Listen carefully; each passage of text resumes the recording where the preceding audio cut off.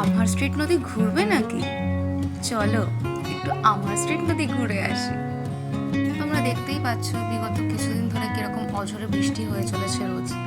তার মধ্যে একদিন আমার পড়া ছিল, তো আমি পিজি থেকে বেরিয়ে ভাবছি যে জল এখানে এতটাই কম, মানে জল ছিল পিজির সামনে, তো ঠিক আছে এরপর আমার স্ট্রিটে গিয়ে হয়তো আর আজকে অতটা জল থাকবে না।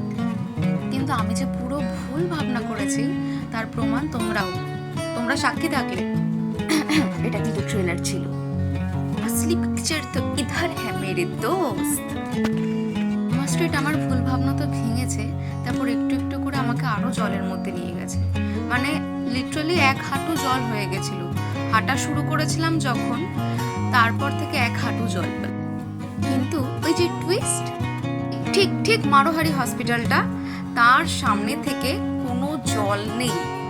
মানে আমি বুঝতে পারি না, আমার স্ট্রিট রোড একটাই রোড, তার ঠিক মারোয়ারি হসপিটাল এর আগে অবধি এক হাঁটু জল, আর ঠিক মারোয়ারি হসপিটাল থেকে একটুও জল নেই। আমার অবাক লাগে মাঝে মাঝে কলকাতাকে দেখে। জলযুদ্ধ চালিয়ে পড়ে আসলাম এই দোকানটাতে। পড়ার শেষে আমি প্রায়ই আসি সিঙ্গারা খেতে এই দোকানটাতে। তো সিঙ্গারা আর চা অর্ডার করেছিলাম, কিন্তু এত লেট হচ্ছে চা দিতে যে আর ওয়েট করতে পারলাম না, সিঙ্গারায় কামড় বসিয়ে দিলাম।